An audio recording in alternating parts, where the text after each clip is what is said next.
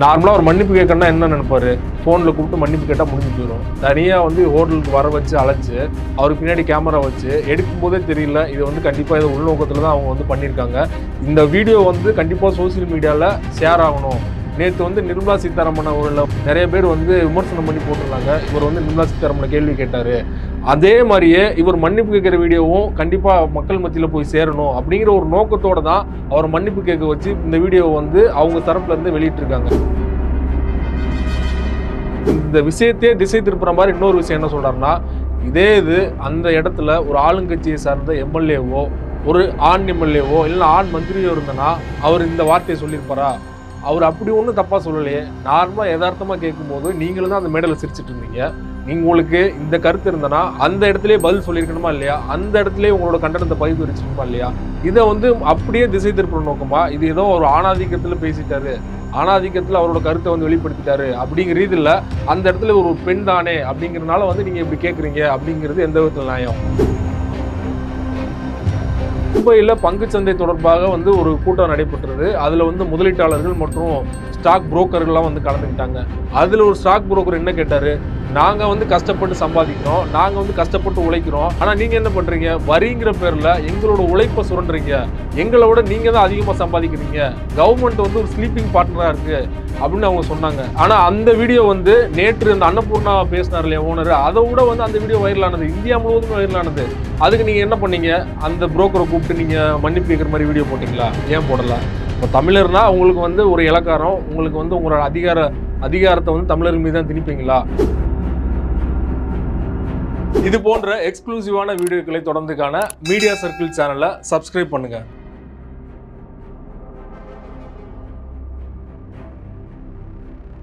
Media circle நேயர்களுக்கு வணக்கம். நான் சிவகுமார் நடராஜன். கடந்த 2 தினங்களுக்கு முன்னாடி கோயம்புத்தூர்ல நிதியமைச்சர் நிர்மலா சீதாராமன் அவர்களோட தலைமையில் ஒரு ஜிஎஸ்டி கருத்து கேட்பு கூட்டம் நடைபெற்றது. இந்த கூட்டத்தில் பாஜகவின் தெற்கு தொகுதி எம்எல்ஏவான வானதி சீனிவாசன் அவர்களும் கலந்துக்கிட்டாங்க. நேரடியாக பாஜகவை ஆதரிக்கலனாலும் மறைமுகமாக பாஜகவுக்கு ஆதரவு தெரிவிக்கிறவங்க அந்த மாதிரி தான் செலக்ட் பண்ணி அந்த கூட்டத்தில் வந்து குறிப்பிட்டவங்களும் கூப்பிட்டுருந்தாங்க. அதில் கோவையை சேர்ந்த அன்னபூர்ணா ஹோட்டலின் ஓனரான சீனிவாசன் கலந்துக்கிட்டாரு. அவர் நிதியமைச்சர் நிர்மலா சீதாராமன் அவர்கள்ட்ட வந்து கேட்ட கேள்விகள் தான் வந்து கடந்த 2 தினங்களாக வைரலாக போயிட்டு இருந்தது. குறிப்பாக அவர் என்ன கேட்கிறாரு, மக்களோட குரலா அவர் எந்த வார்த்தையுமே கேட்கல. அவர் கேட்டது ஜிஎஸ்டி ஒவ்வொரு பொருளுக்குமே ஒவ்வொரு மாதிரி இருக்குது. இப்போ மக்கள் சொல்ற மாதிரி, மக்கள் தரப்புல இருந்து கேட்கிற மாதிரி ஜிஎஸ்டியே வேணாம் அப்படிங்கிற வார்த்தையை அவர் எங்கேயுமே சொல்லல. ஜிஎஸ்டி நீங்க போடுங்க, இதோட அதிகமாக கூட போடுங்க, அதை பத்தி எங்களுக்கு கவலை இல்லை. ஒவ்வொரு பொருளுக்கும் ஒவ்வொரு மாதிரி தான் இருக்குது, அதை வந்து நீங்க கரெக்டா போடுங்க. கம்ப்யூட்டரே திணறுது, அதிகாரிகள் திணறாங்க, எல்லாருக்குமே கஷ்டமா இருக்குது அப்படின்னு தான் சொன்னாரு. இது வந்து அவருடைய தொழிலதிபர் பாயிண்ட் ஆஃப் வியூல தான் சொல்றாரே தவிர மக்களோட பாயிண்ட் ஆஃப் வியூல இருந்து மக்களுக்கு ஆதரவா எந்த கருத்துமே தெரிவிக்கல. ஆனாலும் பாத்தீங்கன்னா நேத்து நிதியமைச்சர் நிர்மலா சீதாராமன் அவர்கள்ட்ட தனிப்பட்ட முறையில அவர் ஹோட்டல்ல மன்னிப்பு கேட்கிற மாதிரி வீடியோ வெளியா இருக்குது. கூடவே பாஜக எம்எல்ஏமான வானதி சீனிவாசன் அவர்களும் இருக்காங்க. குறிப்பா வானதி சீனிவாசன் அவர்களை மேற்கோள் காட்டி தான் அவர் வந்து நிர்மலா சீதாராமன் அந்த கேள்வி எழுப்பியிருப்பாரு. வானதி சீனிவாசன் அவர்கள் ரெகுலரா எங்க கடைக்கு வராங்க, வந்து நிறைய விஷயங்கள் சாப்பிடுறாங்க, அவங்களே என்கிட்ட வந்து வருத்தம் தெரிவிச்சாங்க அப்படின்னு அவங்க சொன்னதை தான் இவர் சொல்லியிருப்பாரு. ஸோ அவங்களையும் கோர்த்து விட்டுருக்காரு. வானதி சீனிவாசனும் அந்த மேடையில் உட்காந்துருப்பாங்க நிர்மலா சீதாராமன் அவர்கள்ட்ட இந்த கேள்வி கேட்கும்போது. ஸோ இதில் பெரிதாக எந்த தவறுமே இல்லையே, ஏன் வந்து மன்னிப்பு கேட்குற அளவுக்கு வந்து ஏன் போகணும் அப்படிங்கிற ஒரு கேள்வி எல்லோருக்கும் இருக்கும். குறிப்பாக அவங்க தரப்புல என்ன சொல்றாங்கன்னா, பல முறை வந்து நான் மன்னிப்பு கேட்கணும்னு கால் பண்ணி நானே கேட்டதுனால தான் என்னை கூப்பிட்டு அவங்க மன்னிப்பு கேட்க வச்சாங்க. சரி, மன்னிப்பு கேட்டீங்க, அதெல்லாம் ஓகே. ஏன் வந்து அவர் முதுகுக்கு பின்னாடி இருந்து அதை வீடியோ எடுத்து நீங்கள் போட வேண்டிய அவசியம் என்ன? தனிப்பட்ட முறையில் தானே மன்னிப்பு கேட்குறாரு. தனிப்பட்ட முறையில் மன்னிப்பு கேட்டதை நீங்கள் ஏன் வந்து அதை வெளிப்படையாக வீடியோ எடுத்து போடுறீங்க? இங்கே தான் வந்து எல்லோருக்குமே கோவம் வருது, எல்லோருமே வந்து கேள்வி எழுப்புறாங்க. குறிப்பாக காங்கிரஸ் எம்பி ஜோதிமணி அவர்கள் இது ஆணவத்தோட உச்சம் அப்படின்னு ரொம்பவே கொந்தளிச்சு பேசியிருந்தாங்க. அவங்களோட ட்வீட்டையும் கூட நம்ம பார்க்கலாம். பலருக்கு வேலை வாய்ப்பு அளிக்கின்ற ஒருவர் அனுபவத்தின் மூலம் பகிர்ந்து கொள்கிற ஒரு கருத்தை செவிமடுத்து அதை சரி செய்ய வேண்டியது ஒரு நிதியமைச்சரோட கடமை. ஆனால் அதை செய்யாமல் அவரை மன்னிப்பு கேட்க வைத்து அந்த வீடியோவை வெளியிடுவது ஆணவத்தின் உச்சம், அருவருப்பானதும் கூட. தொழிலதிபருக்கு நிகழ்ந்த இந்த அவமதிப்புக்கு வருந்துகிறேன். அன்னபூர்ணா நிறுவனரை அவமதித்ததற்காக ஒன்றிய நிதியமைச்சர் நிர்மலா சீதாராமன் மன்னிப்பு கேட்க வேணும் அப்படின்னு அவர் சொல்லியிருந்தாரு. அவர் மட்டும் இல்ல, கனிமொழி எம்பி அவர்கள் கூட வந்து நீங்க தொடர்ச்சியா தமிழர்களையும் தமிழ்நாடை இழிவுபடுத்துறத இதோட நிப்பாட்டிக்கோங்க அப்படின்னு அவங்களும் ஒரு கருத்து தெரிவிச்சிருக்காங்க.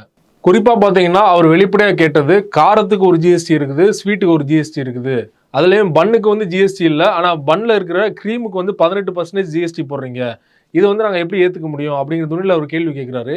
இதற்கு அந்த மேடையிலே நிர்மலா சீதாராமன் அவர்கள் எந்த பதிலுமே சொல்லலை. ஆனால் இவர் மன்னிப்பு கேட்டதுக்கு அப்புறமா நிர்மலா சீதாராமன் அவர்கள் வேறு ஏதோ ஒரு விவகாரத்தின் போது இதுக்கு பதில் சொல்கிறாங்க.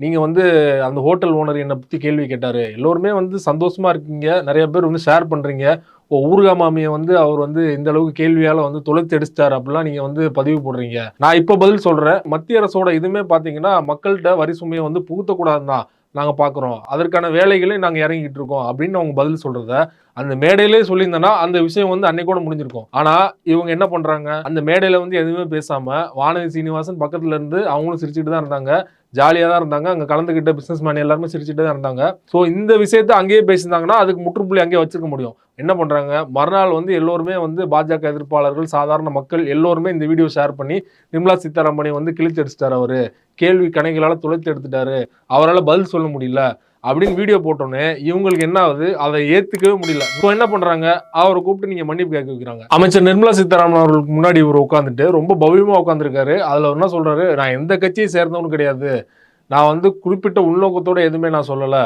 தயவு செய்து என்னை மன்னிச்சிருங்க அப்படின்னு சொல்லிட்டு கூனி குறுகி அந்த ஒரு பாடி லாங்குவேஜ்லேயே தெரியுது அவர் வந்து ஏதோ ஒரு நிர்பந்தத்தின் பேரில் தான் வந்து அவர் மன்னிப்பு கேட்டிருக்காரு அப்படிங்கிறது. இதை பார்க்குற மக்கள்கிட்டே நம்ம விட்டுடலாம். நார்மலாக ஒரு மன்னிப்பு கேட்கணும்னா என்ன நினைப்பாரு, ஃபோனில் கூப்பிட்டு மன்னிப்பு கேட்டால் முடிஞ்சு போயிடும். தனியாக வந்து ஹோட்டலுக்கு வர வச்சு அழைச்சி அவருக்கு பின்னாடி கேமரா வச்சு எடுக்கும்போதே தெரியல இது வந்து கண்டிப்பாக இதை உள்நோக்கத்தில் தான் அவங்க வந்து பண்ணியிருக்காங்க. இந்த வீடியோ வந்து கண்டிப்பாக சோசியல் மீடியாவில் ஷேர் ஆகணும். நேற்று வந்து நிர்மலா சீதாராமன் அவர்களை வந்து நிறைய பேர் வந்து விமர்சனம் பண்ணி போட்டிருந்தாங்க, இவர் வந்து நிர்மலா சீதாராமனை கேள்வி கேட்டார், அதே மாதிரியே இவர் மன்னிப்பு கேட்குற வீடியோவும் கண்டிப்பாக மக்கள் மத்தியில் போய் சேரணும் அப்படிங்கிற ஒரு நோக்கத்தோடு தான் அவர் மன்னிப்பு கேட்க வச்சு இந்த வீடியோவை வந்து அவங்க தரப்புல இருந்து வெளியிட்டிருக்காங்க அப்படிங்கிறதா எல்லோரோட விமர்சனமாக இருக்குது. இப்போ இந்த வீடியோ வெளியானதுக்கு அப்புறமா வானதி சீனிவாசன் அவர்கள்ட்ட கூட நிறைய பேர் வந்து இது மாதிரி பண்ணது ரைட்டா அப்படின்னு கேள்வி கேட்கும்போது அவங்களும் இதே தான் சொல்கிறாங்க. அவர் தான் எனக்கு ஃபஸ்ட்டு ஃபோன் பண்ணி கேட்டார், நானே தான் வந்து கால் பண்ணி நிர்மலா சீதாராமன் மன்னிப்பு கேட்கணும், அவர் கேட்டதால அவர் கூப்பிட்டு போய் மன்னிப்பு கேட்க வச்சேன்னு சொல்கிறாரு.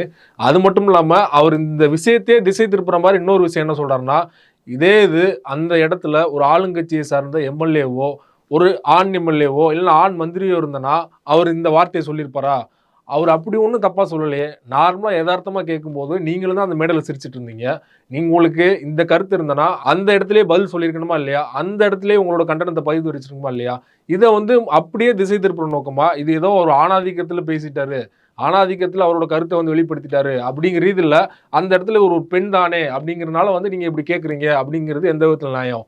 அது மட்டும் இல்லாமல் அந்த சீனிவாசன் அவர்களே சொல்கிறாரு, எங்கள் அப்பாலாம் வந்து ஆர்எஸ்எஸ், நான் அதனால வந்து நான் எப்படி எதிராக போவேன் அப்படின்னு என்கிட்ட சொன்னதா அவரே தான் சொல்கிறாரு. ஸோ இதுலேருந்து ஒன்று தெளிவாக என்ன தெரியுது, நம்ம ஆரம்பத்திலே சொன்ன மாதிரி இந்த கருத்து கேட்பு கூட்டத்தில் அவங்க செலக்ட் பண்ணி தான் வந்து ஆட்களை கூப்பிட்டுருக்காங்க. ஏன் இப்போது திமுக இருக்காங்க, அதிமுக இருக்காங்க, அவங்க சார்பாக வந்து தொழிலதிபர்களே இல்லையா, அவங்க போயிருந்தாங்கன்னா அந்த இடத்துல என்ன நடந்திருக்கும், அவங்க கண்டிப்பாக வந்து ஜிஎஸ்டியை வேணாம் அப்படிங்கிற ஒரு கருத்து தான் முன் வச்சிருப்பாங்க. ஸோ அவங்க யாரையுமே கூப்பிடல, இவங்க வந்து நமக்கு ஆதரவாக ஏதாவது பேசுவாங்க அப்படிங்கிற ரீதியில் இவங்களை கூப்பிட்டது. இவர் சாதாரண கேட்க போன ஒரு கேள்வி வந்து வைரல் ஆனவுடனே இவங்களால அதை ஏற்றுக்க முடியல. ஸோ அவரே கூப்பிட்டு மன்னிக்க வைக்கிற மாதிரி வீடியோ எடுத்து வெளியிடுறாங்க. நம்ம இந்த இடத்துல தான் நம்ம இன்னொரு விஷயத்தை பார்க்கணும். மும்பையில் பங்குச்சந்தை தொடர்பாக வந்து ஒரு கூட்டம் நடைபெற்றது. அதில் வந்து முதலீட்டாளர்கள் மற்றும் ஸ்டாக் புரோக்கர்கள்லாம் வந்து கலந்துக்கிட்டாங்க. அதில் ஒரு ஸ்டாக் புரோக்கர் என்ன கேட்டார், நிர்மலா சீதாராமன் அவர்கள் முன்னிலையிலேயே அவங்ககிட்டே கேள்வி கேட்குறாரு, நாங்கள் வந்து கஷ்டப்பட்டு சம்பாதிக்கிறோம், நாங்கள் வந்து கஷ்டப்பட்டு உழைக்கிறோம், ஆனால் நீங்கள் என்ன பண்ணுறீங்க, வரிங்கிற பேரில் எங்களோட உழைப்பை சுரண்டுறீங்க, எங்களை விட நீங்கள் தான் அதிகமாக சம்பாதிக்கிறீங்க, கவர்மெண்ட் வந்து ஒரு ஸ்லீப்பிங் பார்ட்னராக இருக்குது அப்படின்னு அவங்க சொன்னாங்க. அந்த இடத்துல நிர்மலா சீதாராமன் அவர்கள் அந்த ஸ்டேஜ்லேயே சிரிச்சுக்கிட்டே பதில் சொன்னார், நான் ஸ்லீப்பிங் பார்ட்னர் கிடையாது, நான் இங்கே உட்காந்து பதில் சொல்கிற பார்ட்னர், ஸ்லீப்பிங் பார்ட்னர்னா பதில் சொல்ல மாட்டாங்க அப்படின்னு அந்த விஷயத்தை அதோட பேசி முடிச்சிட்டாரு. சமாளிக்கிறவருமா இருந்தாலுமே அவர் அதே இடத்துல பதில் சொல்லிட்டாரு. அந்த விவகாரம் அதோட முடிஞ்சிருச்சு. ஆனால் அந்த வீடியோ வந்து நேற்று அந்த அன்னபூர்ணா பேசினார் இல்லையா ஓனர், அதை விட வந்து அந்த வீடியோ வைரலானது, இந்தியா முழுவதுமே வைரலானது. அதுக்கு நீங்கள் என்ன பண்ணீங்க, அந்த புரோக்கரை கூப்பிட்டு நீங்கள் மன்னிப்பு கேட்குற மாதிரி வீடியோ போட்டிங்களா, ஏன் போடலாம்? இப்போ தமிழர்னா உங்களுக்கு வந்து ஒரு இலக்காரம், உங்களுக்கு வந்து உங்களோட அதிகாரத்தை வந்து தமிழர் மீது தான் திணிப்பீங்களா? இதனால தான் வந்து தமிழ்நாட்டிலிருந்து பாஜகவால் ஒரு எம்பி சீட்டு கூட இந்த இதில் ஜெயிக்க முடியல. கூட்டணியோட தான் வந்து அவங்க அதிமுக துணை இல்லாமல் அந்த 4 சீட்டும் ஜெயிச்சிருக்க முடியாது. தமிழர்கள் புறக்கணிக்கிறதுக்கான முக்கியமான காரணம் இதுவும் ஒன்று. ஏன் நிர்மலா சீதாராமன் அவர்களே வந்து எலெக்ஷனில் போட்டியிடாதுக்கு என்ன காரணம் சொன்னாங்க, என்கிட்ட வந்து பண பலம் இல்லை, எனக்கு வந்து குறிப்பிட்ட ஒரு ஜாதி ரீதியிலான ஒரு பலம் இல்லை அப்படின்னு சொன்னாங்க இல்லையா? ஏன் நீங்கள் வந்து அவ்வளோ தைரியம் தான் நீங்கள் மக்களை நேரடியாக எதிர்கொண்டு நீங்கள் எலெக்ஷன் நின்று ஜெயிச்சிருக்கணும் இல்லையா? உங்களால் ஜெயிக்க முடியல. இப்போ இதெல்லாம் யாருக்கு வந்து பிரச்சனையாகும்? அந்த வானதி சீனிவாசன் அவர்களுக்கே நாளைக்கு பிரச்சனை ஆகலாம். அவங்க திரும்ப அந்த கோவை தொகுதியில் நிற்கும் போது இதெல்லாம் அந்த மக்களுக்கு ஞாபகம் வருமா வராதா? ஸோ இதெல்லாம் வந்து பாஜகவிற்கு எதிராக தான் அவர் பேசுனது கொண்டு போய் சேர்த்து இருக்குது. அப்படிதான் நம்ம புரிஞ்சுக்கணும். நம்ம இந்த வீடியோவை ஒரு வரலாற்று நிகழ்வோட ஒப்பிட்டு பேசினா சரியா இருக்கும்னு நினைக்கிறேன். இந்த இஷ்யூ தொடர்பாக வந்து பலருமே சோசியல் மீடியாவில் அவங்களோட கருத்தை தெரிவிச்சிட்டு இருந்தாங்க. திராவிட இயக்க சிந்தனையாளரான கோவிலனின் மூத்த பத்திரிகையாளர் அவருமே வந்து அவரோட கருத்தை தெரிவிச்சிருந்தாரு. முன்னாடி 1950களில் நடந்த ஒரு வரலாற்று நிகழ்வோட இந்த விஷயத்தை ஒப்பிட்டு பேசியிருந்தாரு. பிராமணால் கஃபே, பிராமணால் ஹோட்டல் பெயர் பொருளை நீக்க சொல்லி பெரியார் முன்னெடுத்த போராட்டத்தின் முக்கிய களமாக இருந்தது ட்ரிபிள் கேன் பாரதி சாலை முரளி கஃபே. முரளி பிராமணால் கஃபே என்றிருந்தது 1956 1957 காலகட்டத்தில் தொடர்ச்சியா திராவிடர் கழகத்தால போராட்டம் பண்ணி 10 பேரை கைதாகி அந்த பேரை வந்து பிராமணால் அப்படிங்கிற பேரை நீக்க வச்சாங்க. முரளி கஃபே அப்படின்றத மாத்தினாங்க. இந்த போராட்டத்துல பலர் தொடர்ச்சியா கைதாகியும் பல துன்பத்தையும், ஏன்னா மாடியிலிருந்து வெந்நீர்லாம் ஊத்தியும் பல துன்பத்துக்கு மத்தியில தான் அந்த பேரை வந்து மாற்ற வச்சிருக்காங்க. மிகப்பெரிய அளவில் போராட்டத்தின் பின்னணியில தான் அந்த பேர் மாற்றப்பட்டிருக்குது. அதற்கப்புறம் தான் முரளி பிராமணால் கஃபே அப்படிங்கிற பேர்ல இருந்து பிராமணாலை தூக்கிட்டு முரளி ஐடியல் கஃபே அப்படின்னு மாறினது. இந்த இஷ்யூ பேர்லாம் மாற்றினதுக்கு அப்புறமா பாத்தீங்கன்னா அந்த ஹோட்டல் உரிமையாளர் பெரியாரை தனிப்பட்ட முறையில் சந்திச்சு மன்னிப்பு கேட்டிருக்காரு. அப்போலாம் பாத்தீங்கன்னா அவராக தான் விருப்பப்பட்டு மன்னிப்பு கேட்டிருக்காரு. அவராக விருப்பப்பட்டு மன்னிப்பு கேட்க வந்த போது கூட வந்து பின்னாடி இருந்து வீடியோ எடுக்கிற வசதியும் கிடையாது. ஏன் அதிகபட்சம் வந்து ஒரு போட்டோவை தான் எடுத்து போட்டிருக்கலாம். ஆனா அதையும் கூட பெரியார் அனுமதிக்கல. அவர் வந்து ஸ்ட்ரிக்டா சொல்லிட்டாரு, இது பத்திரிகையில கூட இது மாதிரியான செய்திகள் வெளிவரக்கூடாது அப்படின்னு. அவர் தான் பெரியார். இந்த இஷ்யூவை நம்ம அதோட தொடர்புபடுத்தி இதோட முடிச்சுக்கலாம்னு நினைக்கிறேன். இது போல பல தொடர்ச்சியான பல்வேறு சமகால நிகழ்வுகளை அரசியல் தொடர்புபடுத்தி நம்ம பேசுறதுக்கு நம்ம மீடியா சர்க்கிள் சேனலை சப்ஸ்கிரைப் பண்ணுங்க. மிக்க நன்றி.